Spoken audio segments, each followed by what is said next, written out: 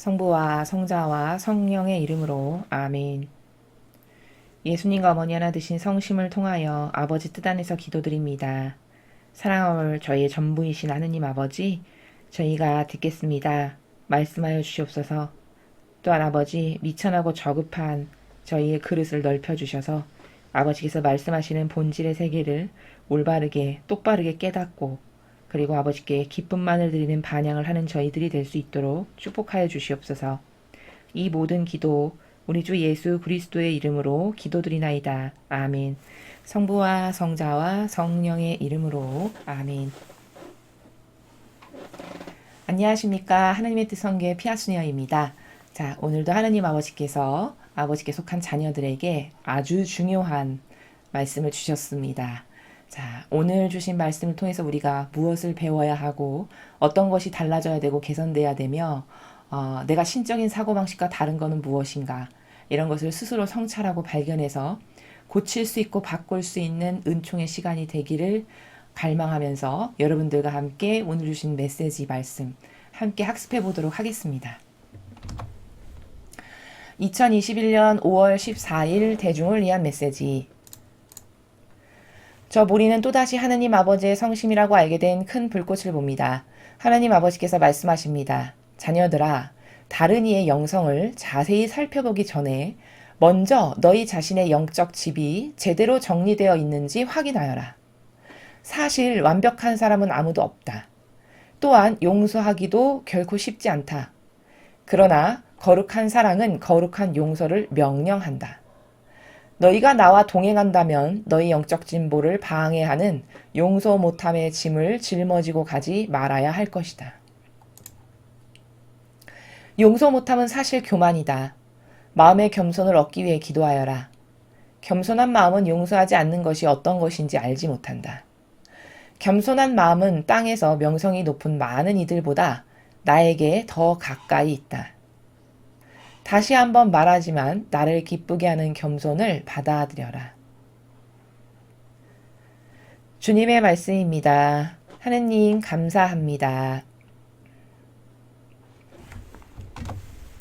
자, 오늘 아버지께서 주신 말씀 굉장히 중요한 말씀입니다. 근데 이 말씀을, 오늘 주신 메시지를 올바르게 이해하려면 여기서 가장 중요한 단어가 지금 하나가 보이는데 그게 뭐냐? 그게 겸손이라는 단어입니다.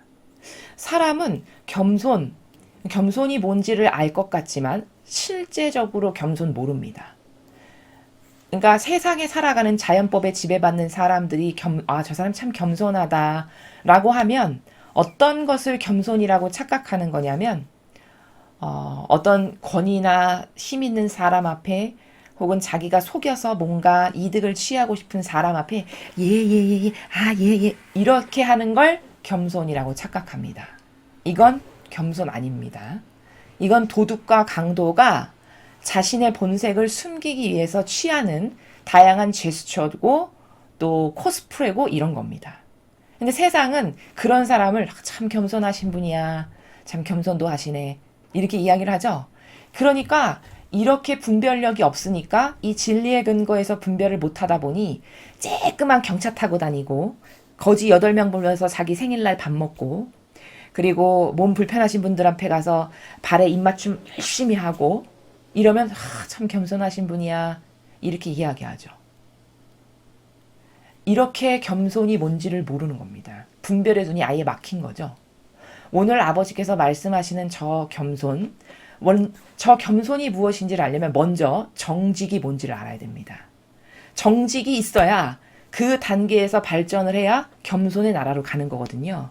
그래서 오늘 아버지가 말씀하시는 겸손이라는 나라를 반드시 똑바르게 이해를 하려면은 정직이 뭔지 먼저 알아야 되고, 정직이 더 고결해지면 그때서야 비로소 겸손으로 가는 겁니다.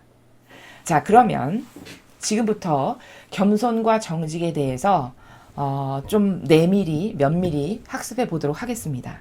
자, 아버지께서 오늘 첫 줄에서 이렇게 말씀을 하세요. 자녀들아, 다른 이의 영성을 자세히 살펴보기 전에 먼저 너희 자신의 영적 집이 제대로 정리되어 있는지 확인하여라. 자, 첫 번째 문장의 말씀이 무슨 뜻이냐? 다른 이의 영성을 살펴보기 전에. 자, 이건 무슨 말이냐면 어떤 사람이 하느님하고 굉장히 긴밀한 아주 내밀하고 밀접한 영적 관계로 잘 지낸다. 그럼 그런 다른 사람의 영성을 부러워하는 거? 이런 게 다른 이의 영성을 자세히 살펴본다라고 말씀하시는 나라예요. 그러니까 다시 말하면 어떤 사람이 하느님과 굉장히 긴밀한 관계성으로 교감이 잘 통하고 알아듣고 이런 것을 잘하는 누군가가 부러워. 그럼 그런 다른 사람의 영성을 부러워하지 말고 먼저 너 자신의 영적 집이 제대로 정리되어 있는지 확인하거라. 이 말은 무슨 뜻일까요? 그렇게 남의 영성의 관계성을 탐하는 그런 접근 방식은 잘못된 거니까 그것을 볼 것이 아니라 먼저 너의 그릇, 어제 메시지도 말씀하셨죠? 성모님께서 파티마의 그 발현 기념일날 말씀하신 메시지의 핵심이 뭡니까? 너의 그릇을 먼저 만들어라 이렇게 말씀하셨죠. 그러니까 너 안에 오해와 망상과 착각과 부작용으로 갖게 된 잘못된 사고방식 안에 있는 나를 위해서 살아가는 다양한 어떤 관념들 이걸 다 버리지 않고는 그게 그릇을 만드는 거죠. 그렇게 해서 너의 내면의 사고방식과 정신이 깨끗한 그릇을 만들지 않고는 절대 예수님이나 어머니를 만날 수 없다는 거예요. 이것을 말씀해 주시는 거거든요. 마찬가지로 다른 이의 영성을 살펴보기 전에 먼저 너의 영적 집이 잘 됐는지를 봐라. 이 말씀은 그렇게 너의 근본의 그릇을 똑바로 만드는 노력을 해야 된다. 남의 어떤 그런 것을 부러워하거나 탐하지 말고. 그럼 내면의 그릇을 똑바로 만들라는 말은 조금 더 디테일하게 표현하면 내 마음, 내 사고방식, 나의 정신, 이것이 과연 이런 신적 질서에 부합하고 올바른가? 예수님이나 어머니가 가지고 계신 신적인 질서나 사고방식과 같은가? 아니면 내 자아 인간적인 거, 내가 좋아지고 내가 원하는 것으로 가득한가? 이걸 체크 포인트로 먼저 점검을 하고 내 것으로 가득한 것이 아직도 있다. 이러면 그걸 버리는 것부터 먼저 우선시 돼야 된다. 이 말씀을 하시는 겁니다. 그래야만 그때부터 깨끗한 집에 뭘 꾸며도 빛이 나고 있어 보이는 것이지 집안 내부가 더럽고 지저분한데 거기다 아무리 많은 인테리어를 놓은다 한들 그게 예쁘거나 아름다울 리가 없겠죠. 아주 단순하고 간단한 사실을 지금 아버지도 어제 어머니께서 말씀하신 것과 똑같은 관점의 나라에서 말씀하고 계시다는 거죠. 사실 완벽한 사람은 아무도 없다. 당연한 겁니다. 완벽한 사람은 당연히 아무도 없습니다. 자, 또 용서하기도 결코 쉽지 않다. 자, 용서하는 게 쉽지 않은 건 왜일까? 우리의 사사로운 감정 때문이죠. 예수님이나 어머니께서는 사사로운 감정이라는 나라 자체가 없으셨습니다. 근데 인간은 그 사사로운 감정 때문에 항상 내가 내 발목을 붙잡게 되고 망하죠. 그 사사로운 감정이라는 것이 가족도 원수로 만듭니다. 사랑하지 않으면 안 될 관계성을 두 번 다시 보고 싶지 않은 평생 원수. 이렇게 만드는 게 다 뭐죠? 이게 다 사사로운 감정의 나라입니다. 그러니까 용서하기가 쉽지 않다. 이렇게 말씀하시는 거죠. 그러나 거룩한 사랑은 거룩한 용서를 명령한다. 심지어 명령하신대요. 그러면 아버지의 사고방식은 거룩한 사랑으로 완벽한 사람이 아무도 없으니 너희들이 서로 용서해야 된다. 이게 내 명령이다. 이 나라를 지금 말씀하시는 거죠. 그러면 내가 이런 아버지하고 하나 되려면 나는 반드시 모두를 용서하는 사람이 되지 않고서는 이런 아버지와 하나 될 수 없습니다. 세상에 이런 단어 있죠. 유유상종이라고. 내가 아버지의 사고방식을 하지 않는데 아버지와 하나 될 수는 없는 겁니다. 그러므로 아버지와 똑같은 사고방식을 하지 않는다면 우리는 절대 아버지와 하나 될 수 없고 아버지와 하나 될 수 없으면 결과론적으로 어떻게 되는 거냐. 어제인가 그제 메시지에서 천국에 대해서 가르쳐 주셨잖아요. 거기 아버지 뜻하고 별개인 사람은 천국에 갈 수 없다라고 말씀하셨어요. 그럼 아버지와 똑같은 사고방식을 하지 않는다는 건 아버지의 뜻하고 별개로 살아간다는 말이죠. 그럼 나는 결코 천상에 나를 위해서 마련하신 그 자리에 갈 수 없습니다. 이게 결과론적 사고방식이에요. 또한 이렇게도 자신을 성찰해 볼 수 있습니다. 여기 완벽한 사람은 아무도 없다 이렇게 말씀하셨어요. 그러면 만약에 정직한 사람이라면 내가 결단코 완벽치 않지. 아니 오히려 정직의 순도가 높다면 어떻게 말을 해야 되는 게 정직일까? 나는 용서받을 만한 자격도 내가 그런 어떤 대단한 희생이나 고통을 사랑해서 하느님께서 나를 용서해 주실 만한 어떤 무엇도 근거도 드린 게 없어. 근데 나는 거저 용서받았잖아요. 예수님의 엄청난 희생으로. 그럼 거저 용서받았으니 내가 정직하다면 나에게 조금 잘못한 무엇이 있는 그 가족을 당연히 용서해야 되는 걸까요? 아닐까요? 당연히 용서해야 된다는 거죠. 이게 정직의 나라예요. 근데 그렇지 못하다는 것은 나에게 정직성이 없다는 뜻이고, 다시 말하면 또한 자신이 지금 어떠한 처지인지를 깨닫지 못했다라는 반증이고, 또 하느님 보시기에 역겨운, 교만하기 그지없고 역겨운 존재라는 것을 스스로 드러내는 것이란 말이죠. 그래서 이런 객관화를 통해서 나도 완벽치 않은데 용서받았으니 당연히 사랑하라고 보내신 내 가족부터, 그 가족들 간의 관계성에서부터 사사로운 감정을 통해서 원수가 되기보다는 그 무엇도 다 용서하고 수용해야 되는 것이 이게 정직한 사고방식이고 맞는 거다. 이걸 발견할 수 있죠. 예수님께서도 같은 원리를 성경에서 비유를 들어서 말씀하셨어요. 10,000달란트 빚진 사람이 주인한테 와가지고 사정을 하길래 탕감해줬죠. 탕감해준다라고 불쌍하고 가여이 여겨서. 근데 그 10,000달란트 빚진 사람이 나가가지고 자기한테 조금 빚진 사람을 마치 쥐잡듯이 잡으면서 당장 갚으라고, 안 그러면 이런 거 내가 다 어떻게 하겠다고 이렇게 하죠. 그걸 본 그 탕감해준 주인이 뭐라고 하던가요? 괘씸하게 생각하죠. 이 악하다라고 하면서 괘씸하게 생각하면서 너도 다 갚으라라고 이야기하는 이 비유가 있죠. 이게 바로 뭘까요? 정직성이 떨어지는 인간의 모습을 보여주시는 거예요. 얼마나 정직성이 떨어지냐? 자기는 10,000달란트를 빚졌는데 불과 그 자기가 빚진 거에 비하면 얼마 되지도 않는 돈을 빚진 그 사람에게 가서 안 갚으면 어떻게 할 사람처럼 온갖 협박을 해가면서 이렇게 그 영혼에게 못할 짓을 하는, 이런 비유를 통해서 얼마나 인간이 정직하지 않고 자기의 존재를 깨닫지 못하는가에 대해서 말씀하시는 복음입니다. 바로 그 나라가 완벽한 사람은 없단다.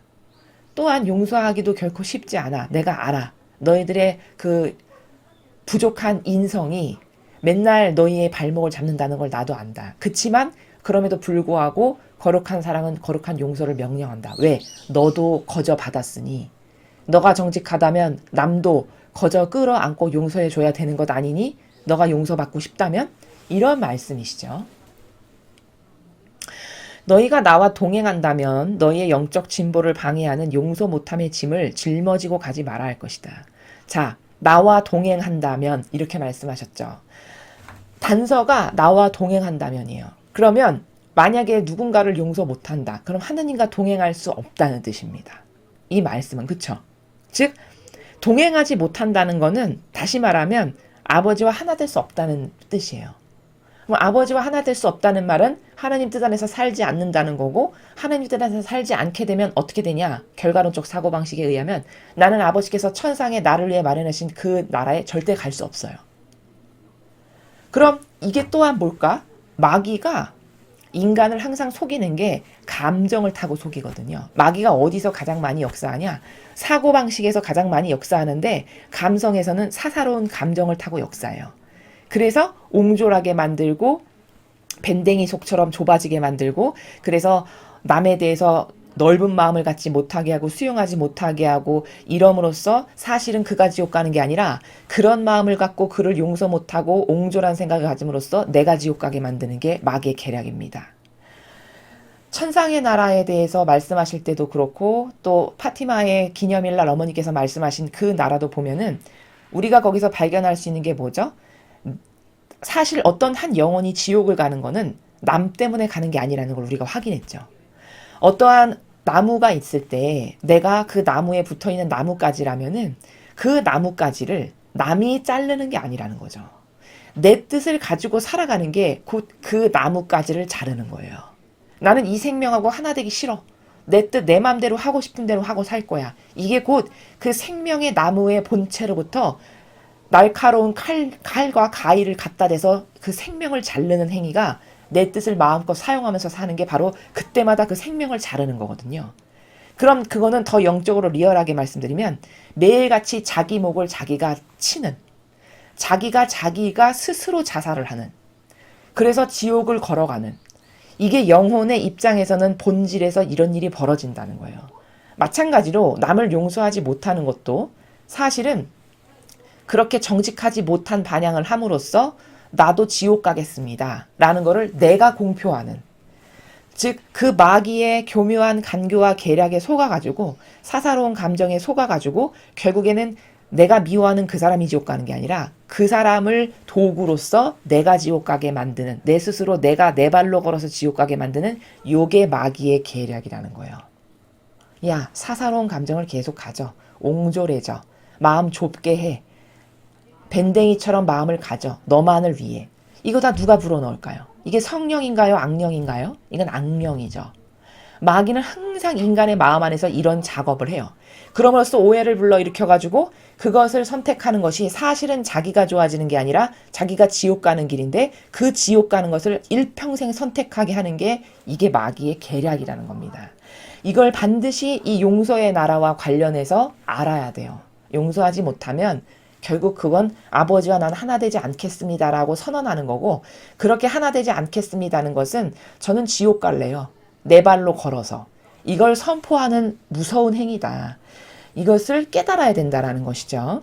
그래서 후미에 나와 동행한다면 영적 진보를 방해하는 용서 못함의 짐을 짊어지고 가지 말아야 된다. 네가 나랑 하나 되고 싶어. 내 뜻 안에서 살고 싶어. 그래서 내 뜻 안에서 삶으로써 천상에 내가 너를 위해서 마련한 그 고유한 아름다운 자리를 네가 다시 와서 그 자리에서 영원 무궁토록 살아가려면 너는 나와 똑같은 사고방식을 해야 되고 그게 곧 내 뜻 안에서 사는 거고, 나는 이렇게 거룩한 사랑 가운데서 모두를 용서하는 마음을 가지고 있으니 너도 그렇지 않고서는 절대 그 나라에 갈 수 없다. 이 답을 가르쳐 주시는 거죠. 용서 못함은 사실 교만이다. 그렇죠. 자, 아버지는 용서하시는 기준을 가지고 살아가시는데 거룩한 사랑으로 거룩한 모든 일을 사랑해서 끌어안아서 용서하는 게 아버지 기준이죠. 근데 용서 못함, 이거는 누구 기준인가요? 이거는 내 기준이죠. 이건 아버지 기준이 아니잖아요. 그러면 누군가를 용서 못한다는 거는 특히 가족 사이에서 아주 친한 친구나 이웃의 관계에서 누군가를 용서 못한다는 것은 이거는 자기 기준을 따르고 사는 거잖아요. 아버지 기준을 따르는 게 아니죠. 그러니까 자기 기준을 따르고 살아간다는 것은 즉 다시 말하면 무질서하다는 뜻입니다. 아버지를 존중하고 사랑한다면 그 아버지의 기준을 따르겠죠. 우리도 부모 자식 간의 관계를 살펴보면 내가 부모님을 진정으로 사랑하고 존경하고 공경한다면 그 부모님이 좋아하시고 원하시는 것을 내가 선택해서 합니다. 그게 사랑한다는 증거고 반증이죠. 세상도 그래요. 올바른 관계성은. 그럼 하나님께는 어떠해야 될까요? 내가 말로만 난 아버지 사랑해, 난 예수님과 성모님 사랑해, 이거를 믿을 사람은 아무도 없어요. 세상도 똑똑한 사람은. 아버지는 더더욱 그러십니다. 일일이 검증을 다 해보세요. 그래서 저 사랑이 진짠가, 제가 나를 사랑한다라는 질과 양이 어느 정도인가를 확인하시기 위해서 아브라함에게도 그렇게 하셨고 욥도 그렇게 하셨고 다니엘에게도 다 시험을 하세요. 어떤 역경과 환란의 허들을 하나씩 던지십니다. 그리고 그 역경과 환란의 허들을 어떻게 넘는가를 아주 유심히 보세요. 그 넘는 질을 보고 제가 나를 이 정도로 사랑하는구나가 검증이 되는 거예요. 자, 이렇게 사랑한다면 그 사람이 원하는 것을 할 수밖에 없어요. 아무리 내가 많은 희생을 하더라도. 이게 맞는 거죠. 그러니까 내가 진짜 아버지를 사랑하고 그분과 하나 돼서 살아가는 걸 구현하는 사람이라면 아버지 기준을 따르는 게 맞죠. 근데 용서 못하면 내 기준이고 내 기준을 따르고 살아간다는 건 난 무질서한 존재라는 걸 드러내는 거거든요. 또 무질서하다라는 건 뭘까? 내 기준을 따르는 거니까 아버지 기준은 팽개치고 버리고 내 기준을 따르는 거니까 즉 교만하다라는 말이죠. 그러니까 용서 못함은 사실 교만이다 이렇게 말씀하시는 거예요. 왜? 자기 기준을 따르는 거니까 교만한 거죠. 마음에 겸손을 얻기 위해 기도하여라. 자, 그런데 이 마음이 겸손해지기 위해서는 기도를 하라고 하세요. 그럼 이거는 어떤 나라죠? 지금까지 늘 배웠듯이 이런 어떤 특별한 은총, 이거 겸손이 내가 인간적으로 노력해서 되는 거냐? 아니라는 거죠. 겸손하고 정직한 영혼이 되려면 기도를 하래요. 이 말씀은 무슨 뜻이냐? 이러한 엄청난 은총을 받기 위해서는 어떤 희생과 고통을 내가 아버지께 봉헌드리면서 그런 희생과 고통의 예물을 드리면서 기도를 하지 않고서는 이런 은총은 받을 수 없다는 겁니다. 즉 다시 말하면 거저 주어지는 건 없다는 거예요.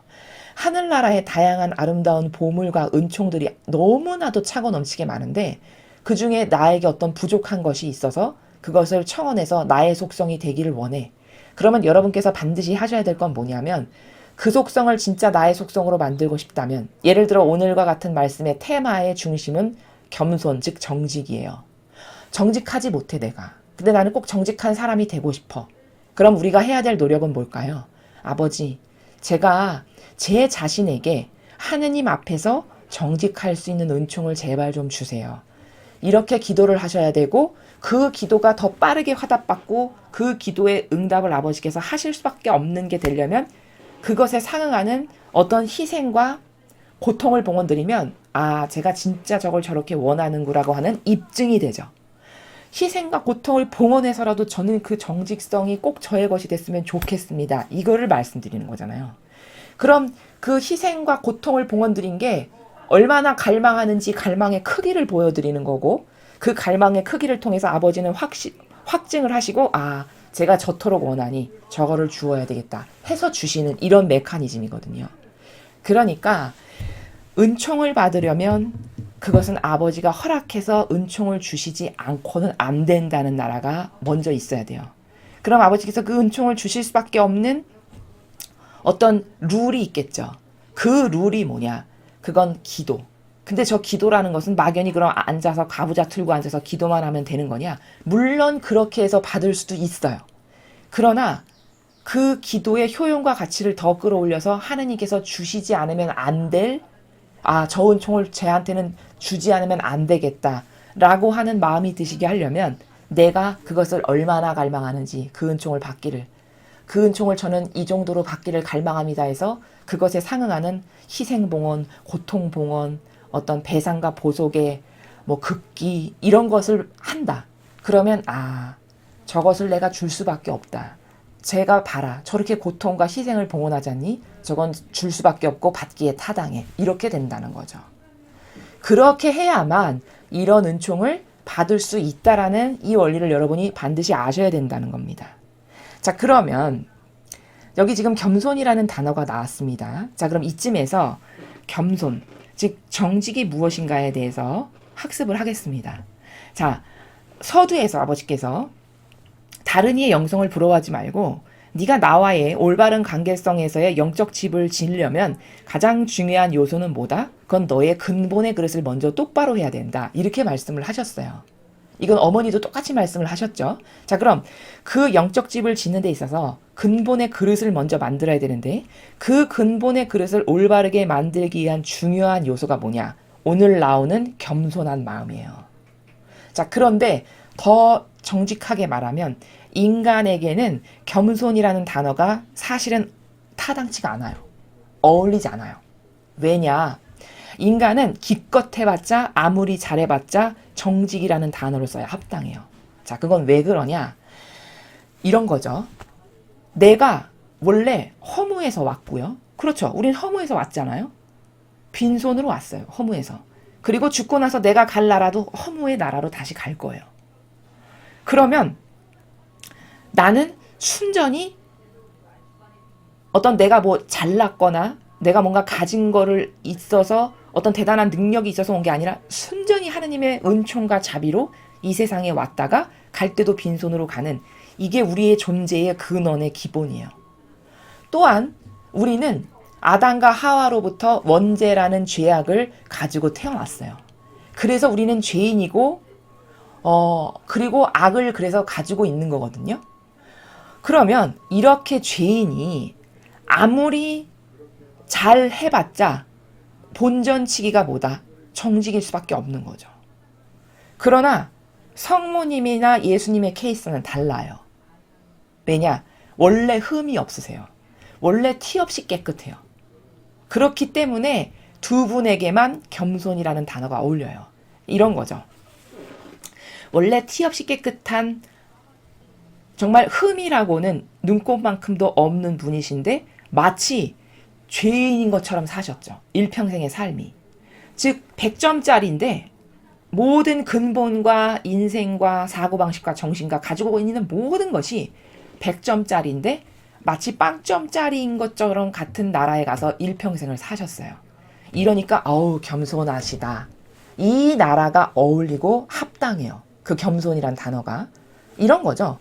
우리나라에 가장 돈을 많이 버시는 대기업의 회장님께서 우리나라의 전체 통틀어서 자산 규모가 1위인 회장님이 마치 일평생의 삶이 이렇게 기워 입어야 될 잠바 입고 다니시고 남루한 옷 입고 다니시고 지하철 타고 다니시고 만약에 이런다.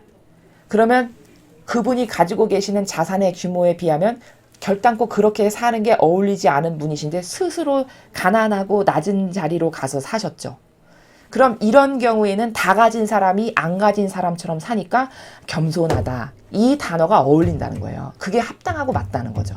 근데 원래 거지야. 원래 가지고 있는 게 없어요. 그게 우린데 바로. 원래 가지고 있는 게 없고 원래 거지고 다 남으로부터 받은 거야. 그러면 그 사람은 원래 가진 게 없기 때문에 가장 낮은 데를 가도 그게 정직밖에 안 되죠. 그게 인간의 처지예요. 그러니까 우리는 사실 여기서 겸손이라고 단어를 써주셨지만 저 겸손이라는 단어는 스타트는 정직이라는 단어부터 스타트를 해야 맞다는 거예요. 우리의 위치와 처지에 봤을 때. 기껏 해봤자 인간은 원래 빵점짜리인데 빵점짜리에 가서 사니까 아 정직하구나. 이게 우리가 합당한 단어, 어울리는 단어는 바로 이거라는 거죠. 자, 그렇다면 인간은 기껏 잘해봤자 정직인데 그 정직한 것마저도 없어요. 이 세상은. 자, 그럼 정직이 과연 뭔가? 정직이라는 나라가 천차만별로 사람이 인식하는 수준에 따라 다 달라요. 예를 들어 문방구에 가서 내 돈 내고 정직하게 학용품을 샀다. 이러니까 나는 정직한 사람이지. 이렇게 이야기하는 것은 유치원생의 사고방식은 이게 한계예요.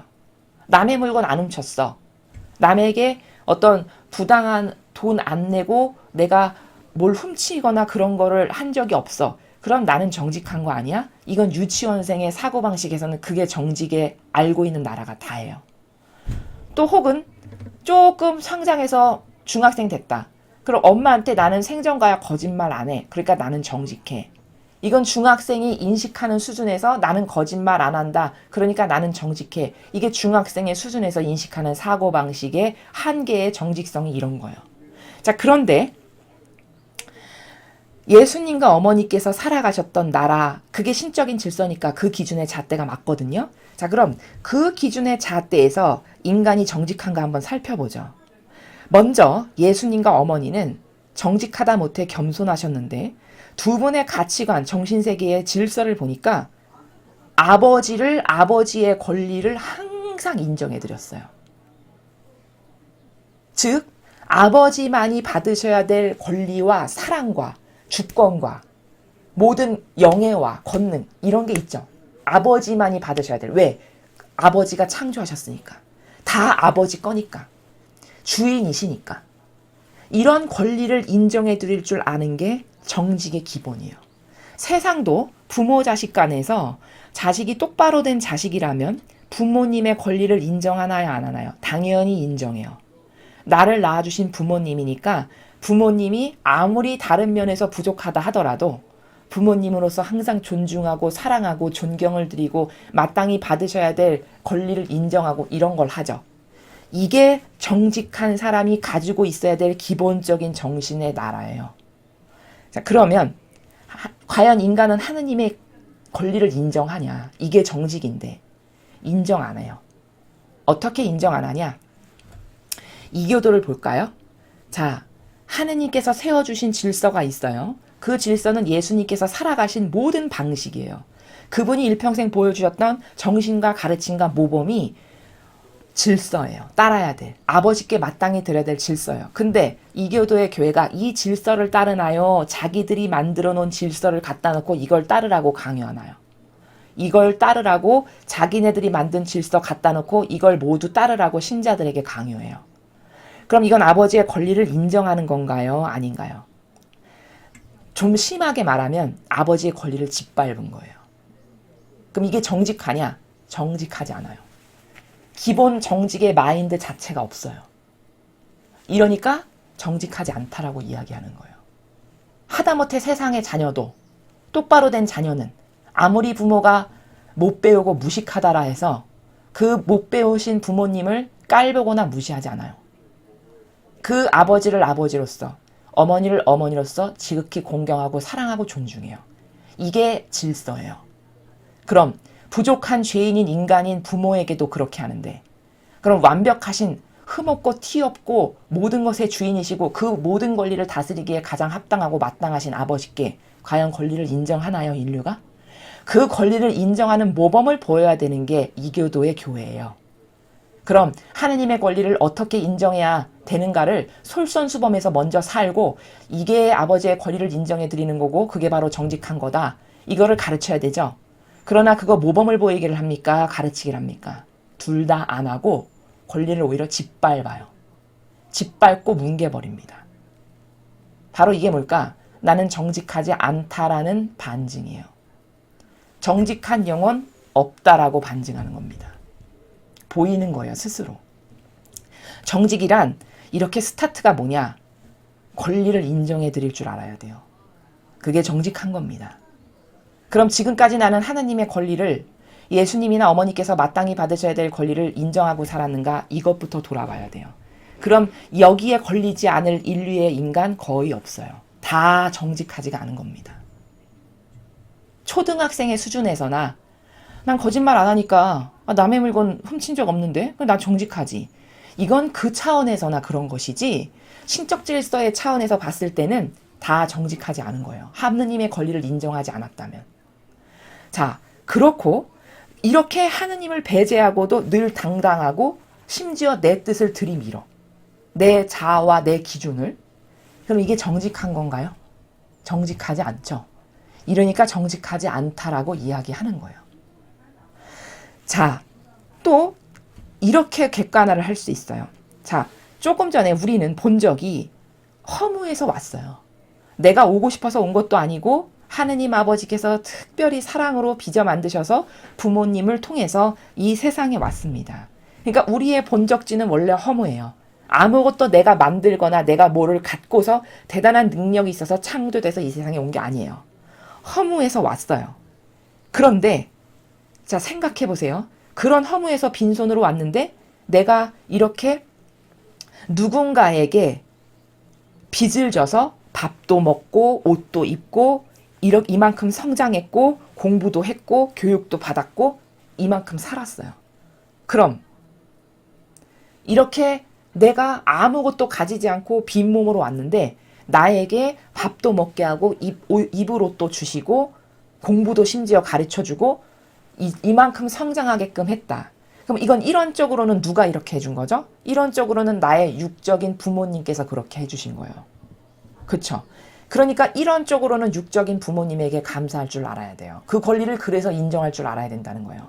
그럼 본질적으로는 누구에게 감사해야 될까요? 그렇죠. 하느님께 감사드려야 돼요. 이론적으로는 그 형상적으로는 그 모든 것을 제공한 사람이 나의 부모님이지만 본질적으로는 그 모든 것을 나를 만드시고 키워내시고 성장하게끔 하신 분이 하느님이시잖아요. 그러니까 더 디테일하게 이해를 하면 부모님은 나를 낳기만 한 도구여 매개체지 내 영혼을 창조하고 만드신 분은 사실 아버지세요. 하느님 아버지. 그러면 나는 내 힘으로 어떤 것도 이루지 않고 빈몸으로 왔는데 이 모든 걸 다 거저받은 거잖아요. 내가 먹은 것, 입은 것, 이렇게 자란 것, 내가 심지어 공부한 것, 이 모든 게 다 거저 주어졌죠. 그럼 매사에 감사할 일 뿐이죠. 왜?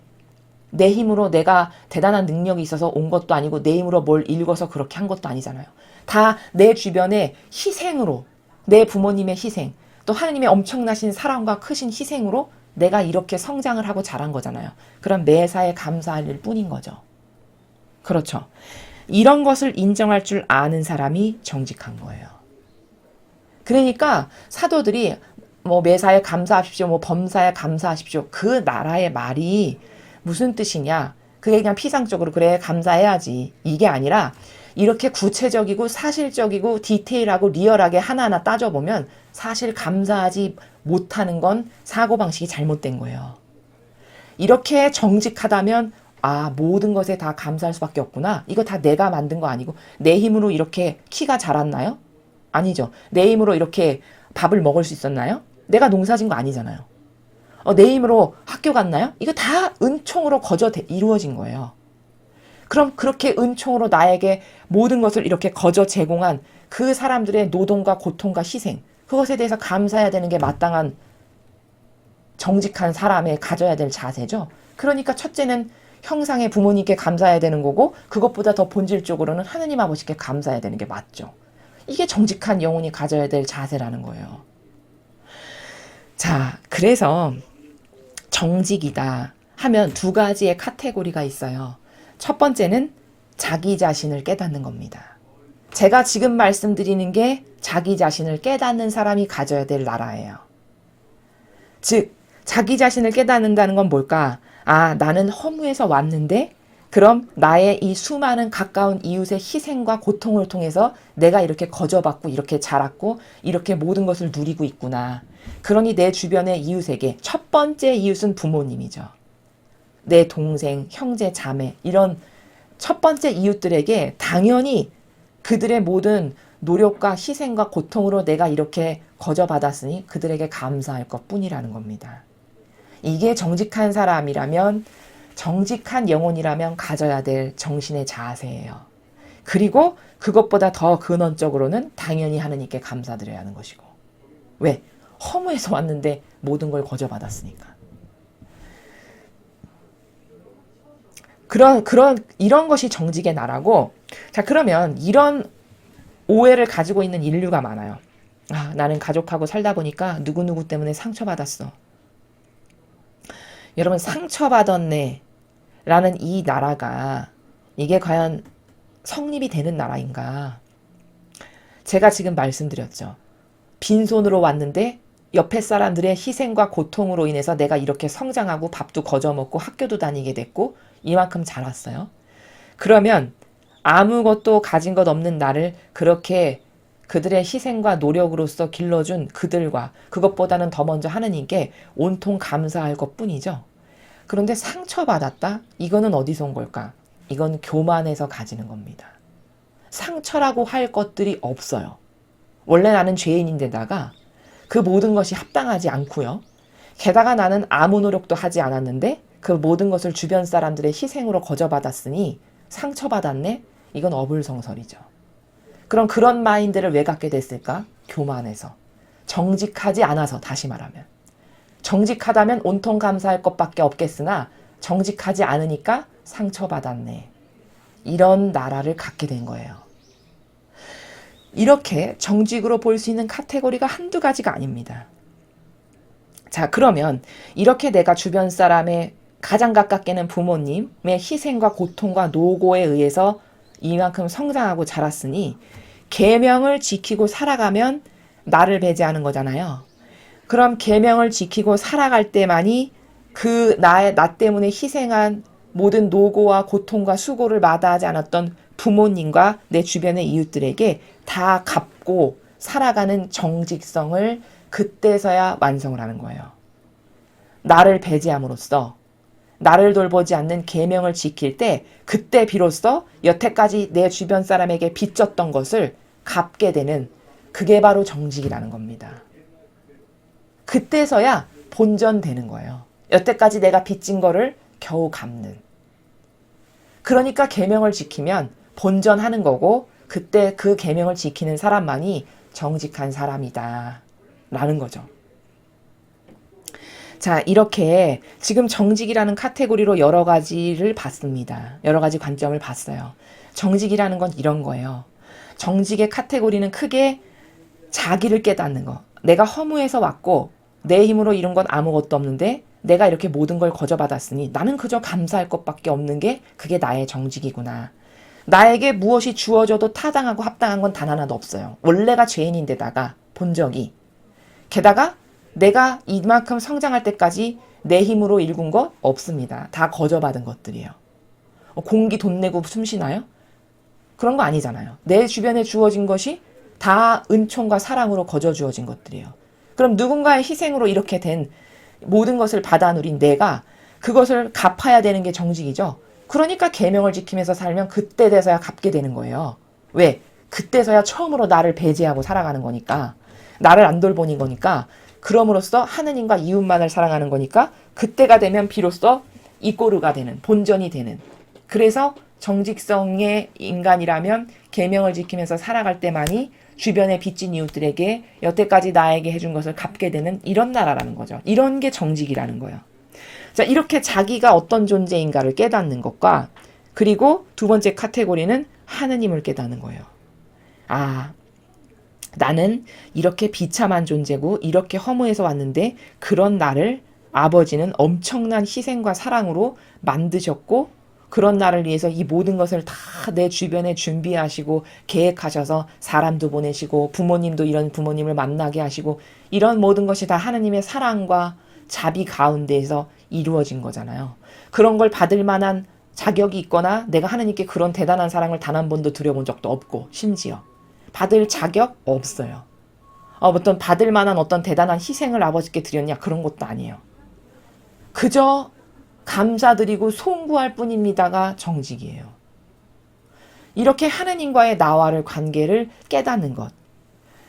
나 자신이 어떤 사람인지를 깨닫고 나 자신의 존재를 그리고 그것을 통해서 하느님과 나와의 관계성은 그러니까 이런 거구나를 깨닫는 이 두 가지를 통해서 정직한 사람이 내가 지금 되었는가 아닌가를 바라볼 수 있고 알 수 있어요. 또 정직하다면 하느님과 나와의 관계성에서 하나님께서 나에게 이런 것을 주신 분이므로 나는 그분의 권리를 철저히 똑바로 인정해드리지 않는다면 나는 도둑이고 강도구나. 나는 진짜 정직하지가 않고 나는 진짜 배은망덕한 존재구나. 이런 거를 발견하는 것이 하느님과의 나와의 관계를 깨닫는 거예요. 이런 것을 깨달아서 질서가 딱딱딱딱 쓸 때 비로소 그때 가서야 조금 정직한 사람이 되는 겁니다. 그리고 그런 정직성의 순도가 점점 높아져서 예를 들어 예수님이나 성모님처럼 나를 완전히 배제할 수 있다. 그러면 그때 가서야 비로소 겸손이라는 단어의 나라에 가게 되는 겁니다. 그마저도 사실은 겸손이라는 단어의 나라가 합당치 않죠. 우리에게. 원래 태생이 예수님이나 어머니처럼 순결하게 흠없고 죄 없는 출발 스타트가 그렇지가 않았기 때문에. 그러나 그마저도 그렇게 철저하게 자신을 배제한 것을 완성하는 그 나라에 도입하게 되면 그때 가서야 비로소 겸손이라는 단어가 그래도 조금 쓸 수 있는 그런 수준이 되는 거다라는 거죠. 그래서 여기 마음의 겸손을 얻기 위해 기도해라. 사실 겸손이라는 것은 우리에게 어울리지가 않고 우리는 기껏 해봤자 본전이 정직인데 그 정직마저도 인류에 정직한 사람이 거의 없다는 거죠. 하느님의 권리를 인정해드리는 사람이 정직한 거고 자신이 허무해서 와서 허무로 갈 존재의 근원을 깨달아서 그러니 모든 게 다 거저니까 나는 감사할 것밖에 없구나. 뭘 따지고 불평불만하고 뭔가 상처받았네 이런 걸 갖고 있다. 이건 다 정직하지 않고 교만해서예요. 자신의 존재적 가치를 똑바로 깨닫지 못해서. 그리고 나는 과연 나에게 그런 것을 주신 아버지께 어떤 권리를 인정해드리고 사는가. 이게 하느님을 아는 거죠. 그럼 이런 카테고리를 중심으로 딱딱딱딱 나를 성찰해 봤을 때 나는 정직하지 않구나. 이걸 발견할 수 있어야 된다는 겁니다. 그런 정직한 마음. 그것을 넘어서서 예수님과 어머니처럼 완전히 배제했다. 그럼 비로소 그때 가서야 겸손의 나라에 도입하게 되는데 그런 것을 얻기 위해서는 기도해야 된다. 그런 은총을 제발 주세요, 아버지. 제가 겸손할 수 있는, 먼저는 정직할 수 있는 은총을 주십시오. 그 정직성을 꼭 구현하고 싶습니다. 제가 그것을 위해서 이런 희생, 이런 고통, 이거 다 제가 마땅히 감수해야 될 겁니다. 전 이것을 봉헌드리고 그 정직의 나라를 얻고 싶습니다. 이렇게 하라는 거죠. 겸손한 마음은 용서하지 않는 것이 어떤 것인지 알지 못한다. 자, 저게 조금 번역이 약간 이해하기가 어려우실 것 같아서 원문을 제가 가져왔습니다. humble heart가 겸손한 마음이죠. 겸손한 마음은 원문을 보면은 용서하지 않는 방법을 알지 못한대요. 그러니까 겸손한 사람은 용서하지 않는 방법을 모른다.